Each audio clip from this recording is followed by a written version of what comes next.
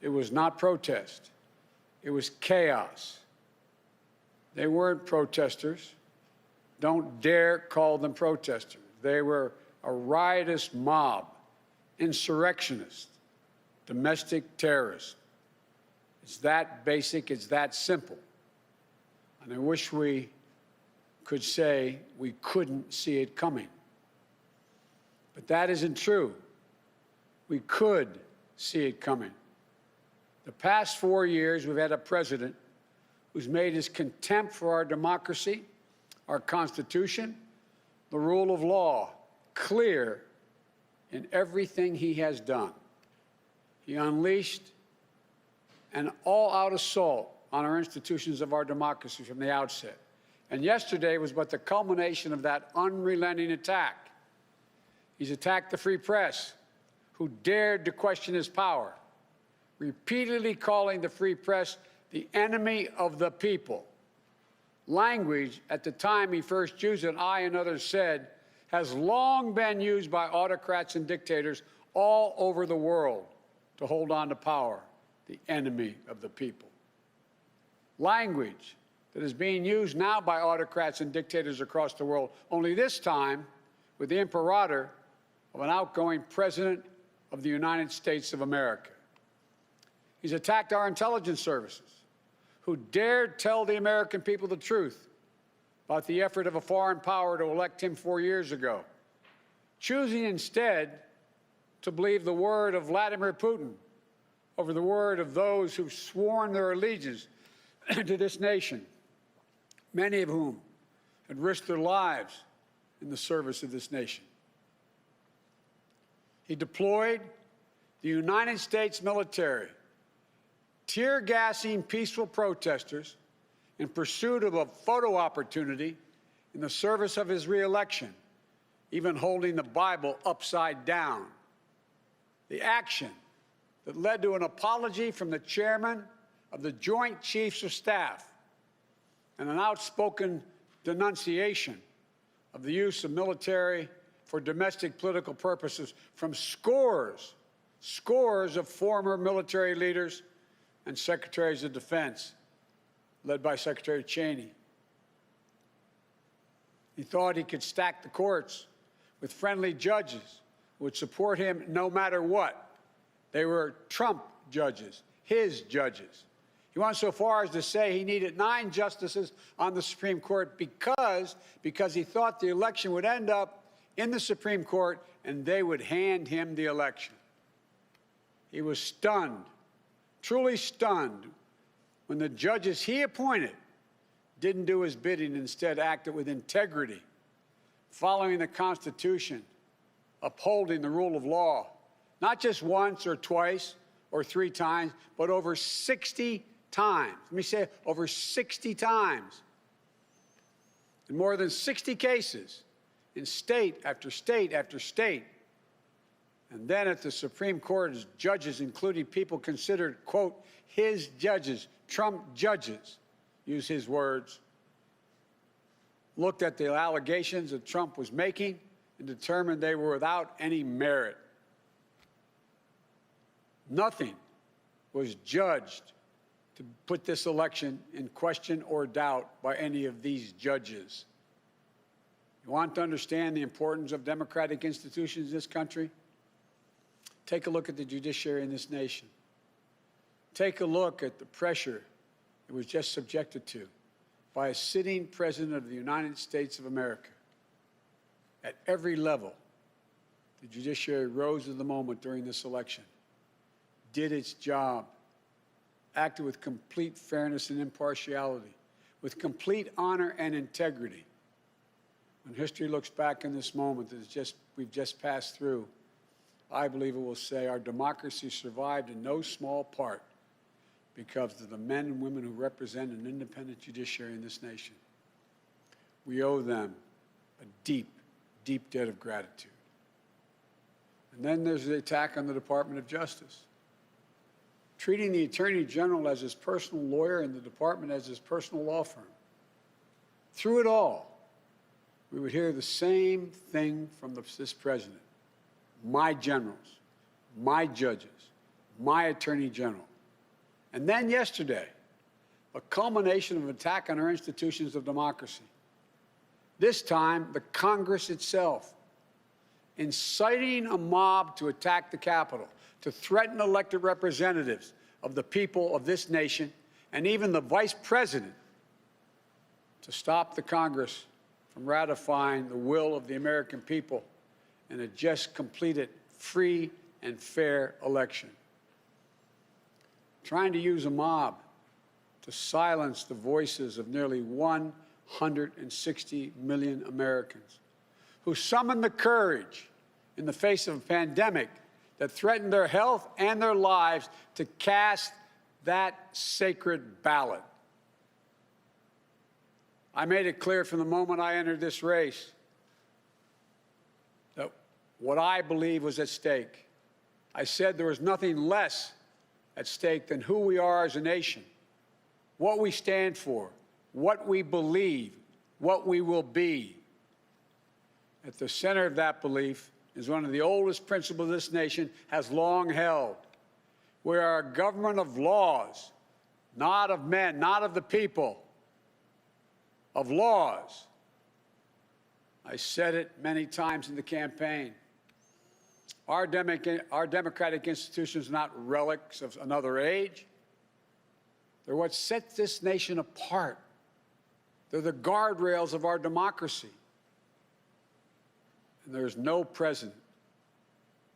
That's why there is no president who is a king. No Congress that's a House of Lords. A judiciary doesn't serve the will of the president or exist to protect him or her. We have three co-equal branches of government. Co-equal. Our president is not above the law. Justice serves the people. It doesn't protect the powerful. Justice is blind. What we saw yesterday in plain view was another violation of the fundamental tenet of this nation. Not only did we see the failure to protect one of the three branches of our government, we also saw a clear failure to carry out equal justice.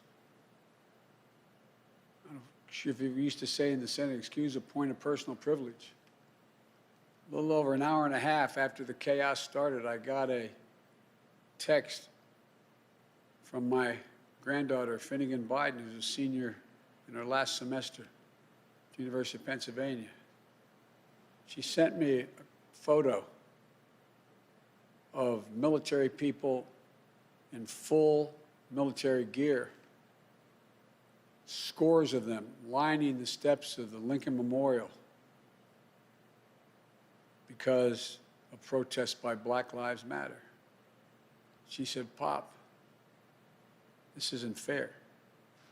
No one can tell me that if had been a group of Black Lives Matter protesting yesterday, they wouldn't have been treated very, very differently than the mob of thugs that stormed the Capitol." We all know that's true. And it is unacceptable, totally unacceptable. The American people saw it in plain view. And I hope it sensitized them to what we have to do. Not many people know it. When Justice Garland and I were talking, we talked about, I think he raised it, the reason for the Justice Department was formed in the first place. It was back in 1870. We didn't have a Justice Department before that, Cabinet. It was formed in 1870 to enforce the Civil Rights Amendment that grew out of the Civil War, the 13th, 14th, and 15th Amendments, to stand up to the Klan, to stand up to racism, to take on domestic terrorism. This original spirit must again guide and animate its work. So as we stand here today, we do so in the wake of yesterday's events that could not more have vividly demonstrated some of the most important work we have to do in this nation. Committing ourselves to the rule of law in this nation, invigorating our domestic and democratic institutions, carrying out equal justice under the law in America. There is no more important place for us to do this work than the Department of Justice that has been so politicized. There's no more important people to carry out this work than the people I'm announcing today. More than anything, we need to restore the honor, the integrity, the independence of the Department of Justice in this nation that's been so badly damaged. And so many former leaders of that department in both parties have so testified and stated that. I want to be clear to those who lead this department who you will serve. You won't work for me. You are not the president or the vice president's lawyer. Your loyalty is not to me. It's to the law, the Constitution, the people of this nation, to guarantee justice. For Attorney General of the United States, I nominate a man of impeccable integrity, Judge Merrick Garland, one of the most respected jurists of our time, brilliant yet humble, distinguished yet modest, full of character and decency. A Supreme Court clerk, served in the Justice Department during the Carter, Bush 41, and Clinton administrations, where he embraced the department's core values of independence and integrity. A federal prosecutor who took on terrorism and corruption and violent crime, always with the utmost professionalism and the duty to the oath he swore. Nominated by President Clinton to be a judge on the D.C. Circuit Court of Appeals, considered the second most powerful court in America. Throughout such a long and distinguished career, Judge Garland has earned the praise and admiration of members of bench and bar and politicians of both parties. And despite his busy schedule and prestigious positions, he still makes time to volunteer regularly, tutoring students in Northeast D.C., as he's done for 20 years. It's about character. It's about character. It was no surprise why President Obama nominated him, Judge Garland, to the Supreme Court. As I said, he embodies honor, decency, integrity, fidelity to the rule of law, and judicial independence.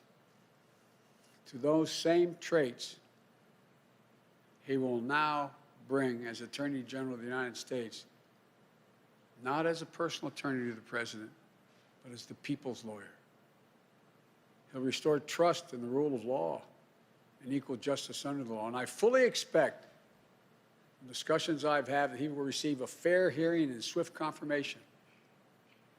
And once he's confirmed, I will move promptly to nominate his replacement on the D.C. Circuit Court of Appeals. And I expect that the distinguished nominee will receive a prompt and fair hearing as well. For Deputy Attorney General, I nominate one of the most selfless people I've worked with, one of the brightest I've worked with. And I worked with her during the last administration. A 15-year veteran of the Justice Department, Lisa Monaco. Lisa knows the department inside and out. She is the definition of what a public servant should be: decent, trusted, honorable. And I might add, I embarrassed her a moment ago with the other colleagues, and selfless. I offered her other positions that are of greater consequence, quote unquote, more prestige. But she wanted to work with you, Judge. She wanted to go back to the Justice Department. A top-flight prosecutor who took on public corruption, corporate fraud, and violent crime. Chief of Staff to the Director of the FBI, the first woman ever confirmed as Assistant Attorney General for National Security, where she elevated cybersecurity to a top priority, and where it's even more consequential today than it was then. At the White House, She was the top Homeland Security and counterterrorism advisor to President Obama and me in every one of the national security meetings. She coordinated our fight against al-Qaeda and ISIL. She helped lead our response to the Ebola crisis.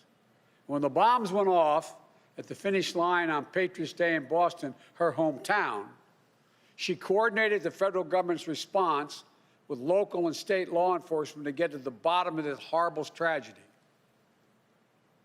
Lisa, I know you will help restore integrity and independence of the Department of Justice that you so revere. As Associate Attorney General, the number 3 job at the department, I nominate Vanita Gupta, a woman I've known for some time, one of the most respected civil rights lawyers in America. Started her career at the NAACP Legal Defense Fund, then on to the ACLU, both organizations to which I belonged, and then to the Justice Department during the Obama-Biden administration, where she led the Civil Rights Division. At every step, with every case, she fought for greater equity and the right to right the wrongs of a justice system where they existed. And she's done so by bringing people together, earning praise from across the ideological spectrum for her approach to solving some of the thorniest problems we face. During the Obama-Biden administration, Vanita was put in charge of investigating the abuse of power in police departments in Ferguson, Missouri, and other communities torn apart by acts of violence and racial injustice. She helped institute common-sense police reforms to build greater equity, safety, and trust. She was commended for her work by both law enforcement and those advocating for changes in the criminal justice system. That's a rare achievement, and it speaks volumes about her capacity to unite people in common purpose, which is what this is all about, uniting the American people. Born in Philadelphia, a proud daughter of immigrants from India. That sound familiar? If confirmed, Vanita will be the first woman of color to serve as Associate Attorney General. And I'm grateful that Vanita is leaving her current job, leading one of the premier civil rights organizations in the world, as she answers the call to serve once again to ensure that our justice system is even more fair and more equitable. Thank you. For Assistant Attorney General for Civil Rights, I nominate Kristin Clark, who has spent her career advocating for greater equality and equity in our justice system. The daughter of Jamaican immigrants. Now, don't think this has been designed here. I'm still looking for an Irishman. All kidding aside, the daughter of Jamaican immigrants, Kristin, is also one of the most distinguished civil rights attorneys in America. A proud native of Brooklyn, New York, she began her career, her legal career, in the very same office she's now nominated to lead. Her previous tenure with the Justice Department saw her take on some of the most complex civil rights cases, from voting rights to redistricting challenges to prosecuting hate crimes and human trafficking.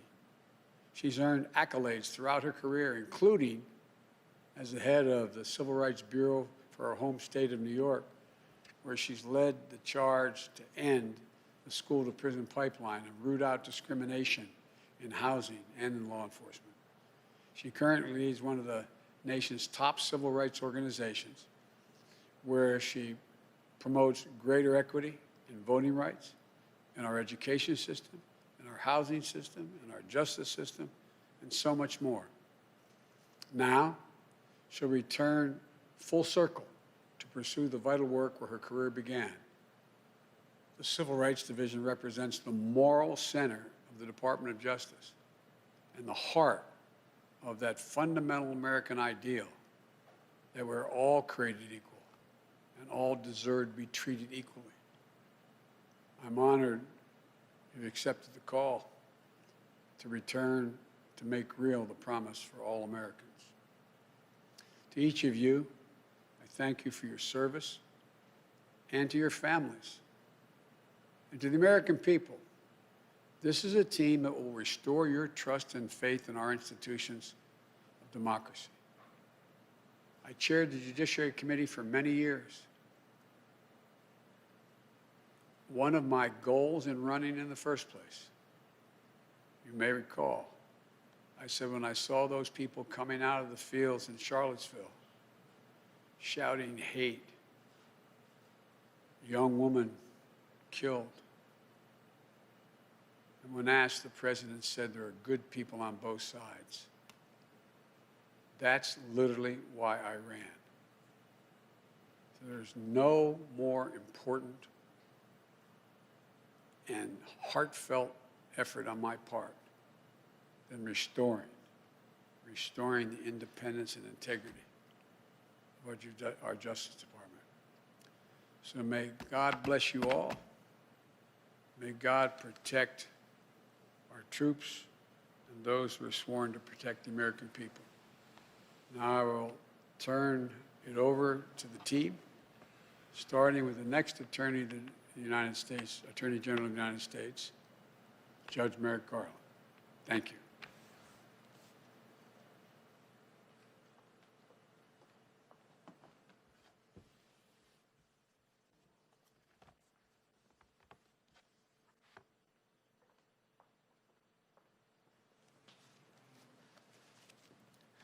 Thank you, President-elect Biden, Vice President-elect Harris, for asking me to serve as the Attorney General of the United States. Thanks always to my wife, children, sisters, late parents, without whose unstinting support I would not be standing here today. Thanks also to my grandparents, whose decision to undertake the difficult journey to America made all things possible for my family. If confirmed, I look forward to working with these wonderful DOJ veterans, Lisa Monaco, Vanita Gupta, and Kristin Clark. Entering the Department of Justice will be a kind of homecoming for me. My very first job after serving as a judicial law clerk was to work as a special assistant to then Attorney General Ben Civiletti. Ed Levy and Griffin Bell, the first attorneys general appointed after Watergate, had enunciated the norms that would ensure the department's adherence to the rule of law. Attorney General Civiletti undertook to continue their work of crafting those norms into written policies. Those policies included guaranteeing the independence of the department from partisan influence in law enforcement investigations, regulating communications with the White House, establishing guidelines for FBI investigations, ensuring respect for the professionalism of DOJ's lawyers and agents, and setting out principles to guide the exercise of prosecutorial discretion. Those policies became part of the DNA of every career lawyer and agent. If confirmed, my mission as Attorney General will be to reaffirm those policies as the principles upon which the department operates. As Ed Levy said at his own swearing in, nothing can more weaken the quality of life or more imperil the realization of the goals we all hold dear than our failure to make clear by words and deed that our law is not the instrument of partisan purpose. In the decades that followed my first tour of duty at the department, I returned again and again in different roles. As a career line assistant U.S. attorney, as a criminal division supervisor, and finally as a senior official in the Office of the Deputy Attorney General. In the latter role, I worked with every component of the department on issues ranging from civil rights and antitrust to domestic terrorism and national security. I also worked directly with line prosecutors and agents in offices from Oklahoma City to Billings, Montana, from Sacramento, California, to New York City. Attorney General, later Supreme Court Justice Robert Jackson famously said, "The citizen's safety lies in the prosecutor who tempers zeal with human kindness, who seeks truth and not victims, who serves the law and not factional purposes, and who approaches his job with humility." That was the kind of prosecutor I tried to be during my years of service at DOJ. In 1997, I left the department to serve the cause of justice in another role. As a judge, I have loved being a judge. But to serve as Attorney General at this critical time, to lead the more than 113,000 dedicated men and women who work at the department to ensure the rule of law, is a calling I am honored and eager to answer. As everyone who watched yesterday's events in Washington now understands, if they did not understand before, the rule of law is not just some lawyer's turn of phrase. It is the very foundation of our democracy. The essence of the rule of law is that like cases are treated alike, that there not be one rule for Democrats and another for Republicans, one rule for friends, another for foes, one rule for the powerful, another for the powerless, one rule for the rich and another for the poor, or different rules depending upon one's race or ethnicity. And the essence of its great corollary, equal justice under law, is that all citizens are protected in the exercise of their civil rights. Those ideals have animated the Department of Justice since the very moment of its inception. As President-elect Biden just recounted, the department was founded in the midst of Reconstruction following the Civil War, with its first principal task to ensure compliance with the 13th, 14th, and 15th Amendments. As historian Ron Chernow wrote, quote, "The new Justice Department would forge its identity in the battle to slay the first incarnation of the Ku Klux Klan and its offshoots. In that battle, the department successfully deployed its considerable resources to ensure civil rights, which were under militant attack." These principles, ensuring the rule of law and making the promise of equal justice under law real, are the great principles upon which the Department of Justice was founded and for which it must always stand. They echo today in the priorities that lie before us, from ensuring racial equity in our justice system to meeting the evolving threat of violent extremism. If confirmed, those are the principles to which I will be devoted as Attorney General. President-elect Biden understands this. As he said today and as he has publicly said before, quote, "It's not my Justice Department, it's the people's Justice Department." He promised that the person he chose to lead the department would have the, quote, "independent capacity to decide who gets prosecuted and who doesn't." Vice President-elect Harris has also publicly stated, quote, "Any decision coming out of the Justice Department should be based on facts, it should be based on the law, it should not be based on politics, period." I could not agree more, and I would not have agreed to be considered for Attorney General under any other conditions. So thank you both for giving me the opportunity to serve.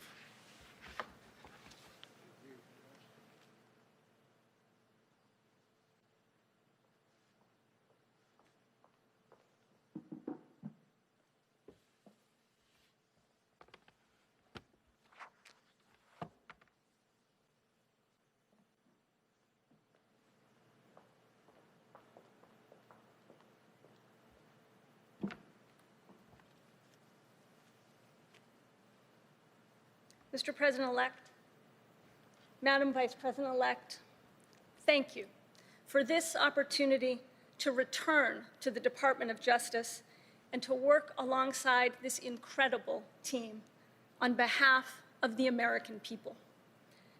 I also want to thank my family for their love and support, and especially my parents for their lessons, large and small, in what it means to live one's values. It's fair to say that I grew up in the Justice Department. It was my privilege for 15 years to serve that institution and to learn so much from its extraordinary people, to learn what it means to be a lawyer in public service. And over the years, I have worn many hats: as a career prosecutor, as a senior official in the FBI, and as a leader of the National Security Division. But it was as an assistant U.S. attorney that I learned the Justice Department's values. I worked directly with communities and victims of crime, and I felt the weight of a prosecutor's responsibility to ensure not that cases are won, but that justice is done, and that each individual defendant's rights are protected.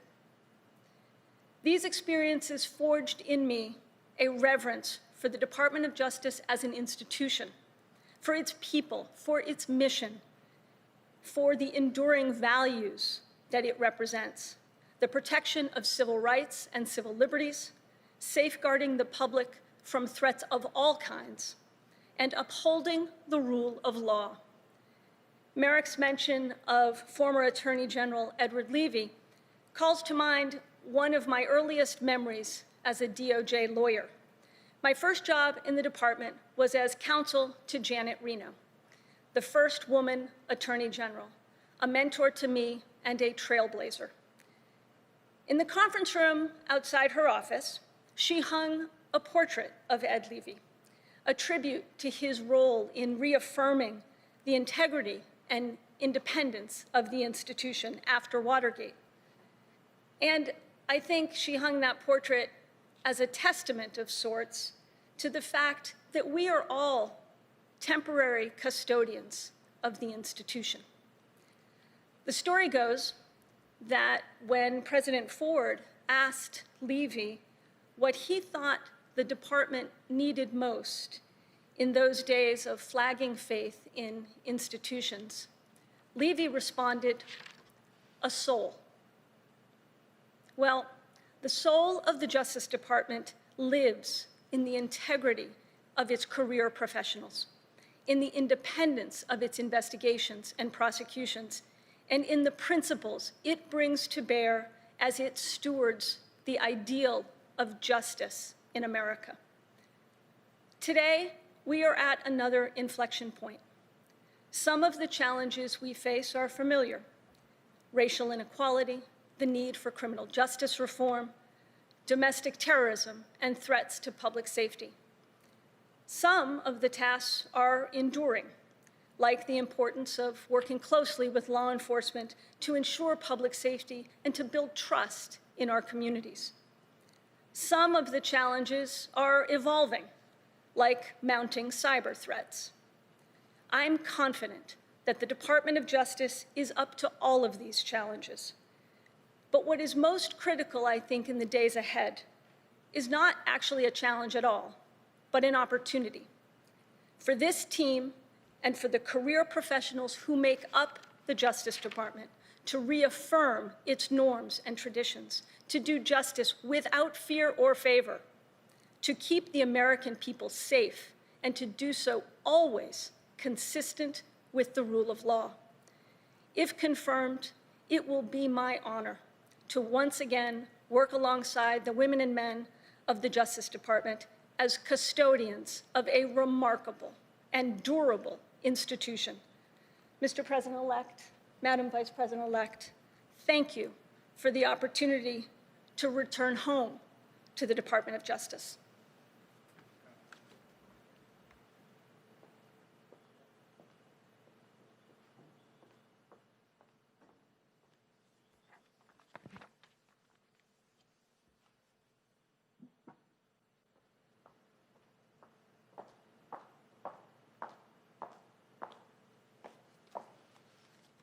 Mr. President-elect, Madam Vice President, thank you for the opportunity to serve this nation. I want to thank my family and my parents who taught me early on the values that have led me to civil rights work and public service. I am humbled and honored to return to the Department of Justice. It is an institution that I love so, so dearly. And to once again work alongside the exceptional women and men who every day defend the Constitution, enforce our federal laws, and seek to create a more perfect union with deep integrity and without political interference. There are many agencies in the federal government, but actually only one that bears the name of a value. By virtue of that name, that value of justice, we know the department carries a unique charge and North Star. At its best, it is the keeper of a sacred promise. It's the promise of equal justice for all, that no one is above the law. And when this promise is pursued with vigor, it brings light to our nation and serves as a beacon to the world. But when abandoned, we degrade our democracy and sow the division that we've come to know all too well. The first time I felt the absence of that promise was as a 4-year-old child, one of my earliest memories. My parents were proud immigrants from India, an opportunity that was made possible by the Civil Rights Movement and the 1965 Immigration and Nationality Act. One day I was sitting in a McDonald's restaurant with my sister, mother, and grandmother. And as we ate our meals, a group of skinheads at the next table began shouting ethnic slurs at us, throwing food at us until we had to leave the restaurant. It is an early memory, but one that is seared in my mind. That feeling never left me, of what it means to be made to feel unsafe because of who you are. I kept another feeling with me, though, too, and that is one that has been ingrained in me by my parents and shared by my husband, whose family fled violence and war in Vietnam and sought refuge on these shores. They believed more than anything in the promise of America, and that loving this country brings with it the obligation to do the necessary work to make it better. Those two feelings, for me, converge in the work ahead of us. Yesterday's horrific events at the Capitol reminded us that our democracy cannot be taken for granted, that our nation has a long history of disinformation, white supremacist violence, mob violence. It also reminded us that our values and our Constitution and our democracy, these do not protect themselves. It is people with courage who do that. And I am honored to return to a department that I know will push every day for justice, accountability, and equality under the law. It will not be enough to restore what has been undermined or lost. This moment demands bold leadership. The Department of Justice, as it has done throughout its storied history, will have to uncover and reckon with hard truths, hold people, companies, and institutions accountable to our Constitution and laws, drive change where there is injustice, and heal a nation that is starving for leadership and decency and hope. Now is the time to ensure that our economic system works for everyone, that we can protect the health and safety of all of the American people, and that we will harness all of the Justice Department's levers for civil rights, justice and police reform, and climate justice, and so much more. As the late Congressman John Lewis said, democracy is not a state, it is an act. And I pledge to the American people that if confirmed, I will act for justice every day. I pledge that to you, President-elect. I pledge that to you, Vice President-elect. I am honored, deeply honored, for the chance to work together with activists for justice, with law enforcement, with this extraordinary team that I'm so humbled to serve, with the incredible women and men at the Justice Department to strengthen our democracy and to make equal justice under law a real promise for all. Thank you so much for this opportunity.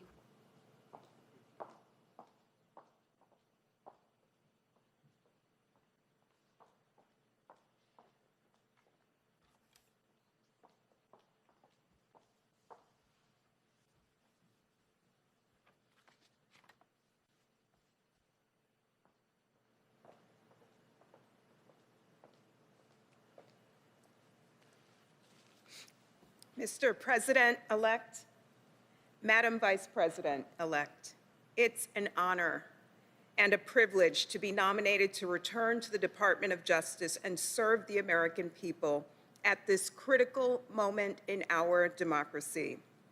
I am humbled and exceedingly proud to join the remarkable team that you have put together to pursue the urgent, timeless cause of equal justice under law.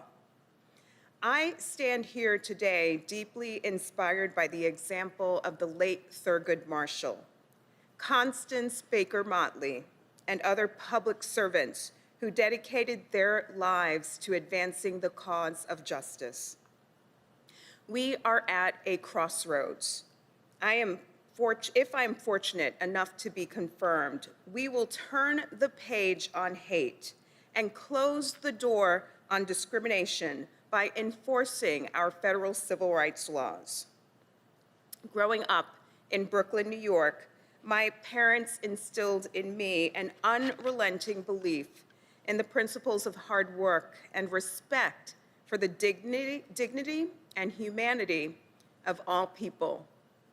I am deeply thankful for the trail that my parents blazed, and today I'm thinking about the pride that I know my mother, Pansy, my brother, Troy, my sister, Karen, and my partner, Mustafa, are feeling as I take on this challenging new opportunity. As a mom myself now, I see the future of America through the eyes of my son. And honestly, at times I am worried. Will he have full and equal access to the extraordinary opportunities of American life? Will he be able to embrace those opportunities in safety and dignity? Will all of America's children? Every parent lays awake some nights asking these same questions. I know that my own parents did. I was fortunate to benefit from amazing educational opportunities and plenty of lucky breaks that opened doors for me. But I know then, as I know today, that not everyone is blessed with the opportunities that I enjoyed. And that awareness has animated my life's work. It's what brought me to the Department of Justice, where I started my career, and it's what brings me back for this homecoming today. The department, and especially the Civil Rights Division, has always occupied a special place in my heart. The clarion call of equal justice under law is what binds us together as a nation. Now, it's my honor to return to work alongside the dedicated career professionals who give of themselves every day to make that principle real in the lives of families like mine, in my son's life, and in the lives of all of our sons and daughters.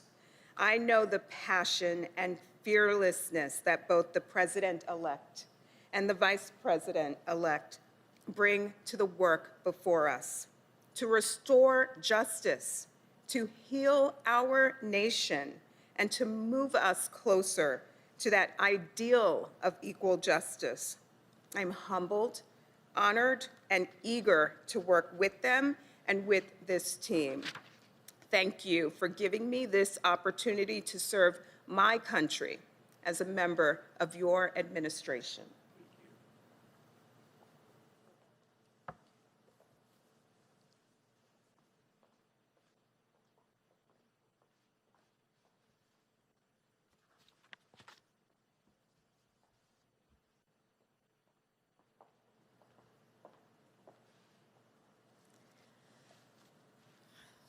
One of the fundamental principles upon which America's democracy rests, a principle as sacred as a civic value can be, is fidelity to the rule of law.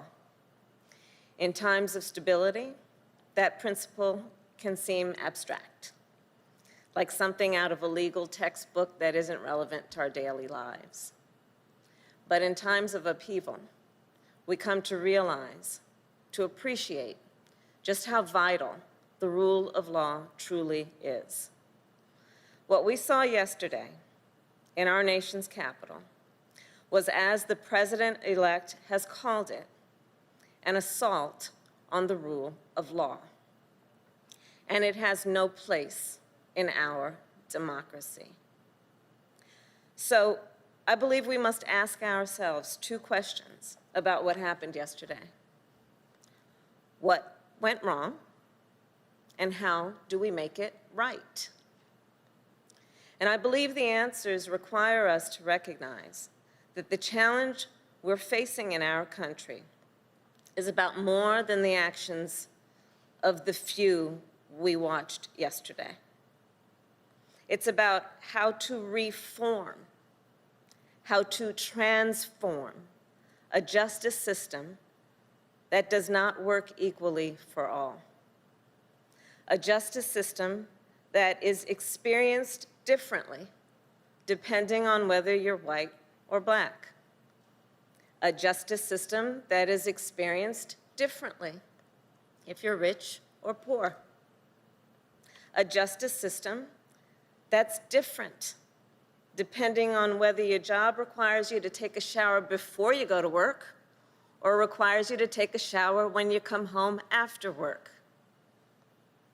We witnessed two systems of justice. When we saw one that let extremists storm the United States Capitol, and another that released tear gas on peaceful protesters last summer. The American people have expressed brightly outrage. We know this is unacceptable. We know we should be better than this. The promise of our country is that all people will be treated equally. That's what the rule of law is supposed to be about. That's what the ideal of equal justice under law is all about.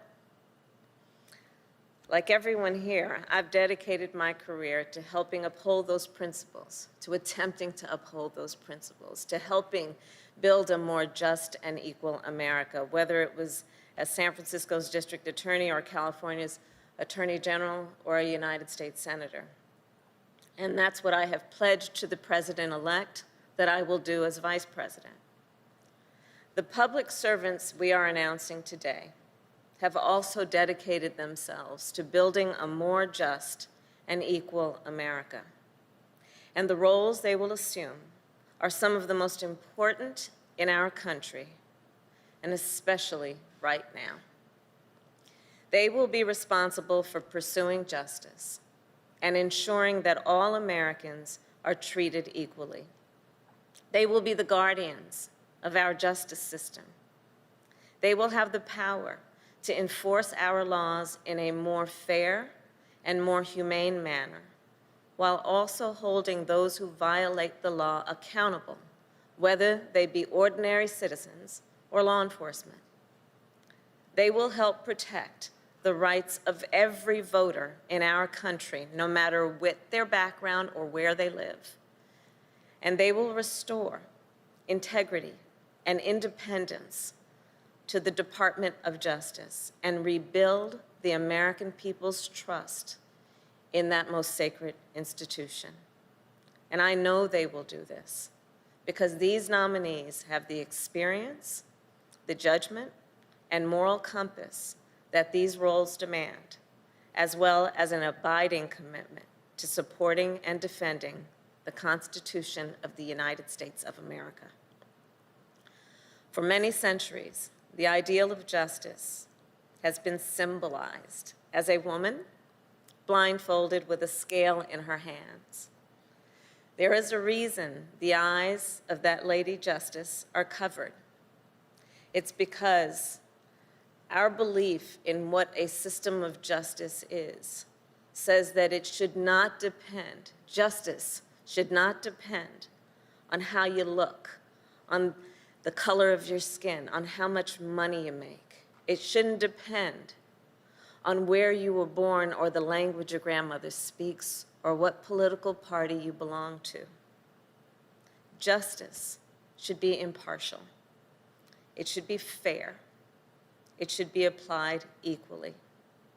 And President-elect Biden and I, along with this incredible team, will help to make sure it is, while restoring and strengthening the rule of law that has always been and always will be the bedrock of America's democracy. Thank you, Mr. President-elect. Thank you. Should Donald Trump be prosecuted for inciting a riot?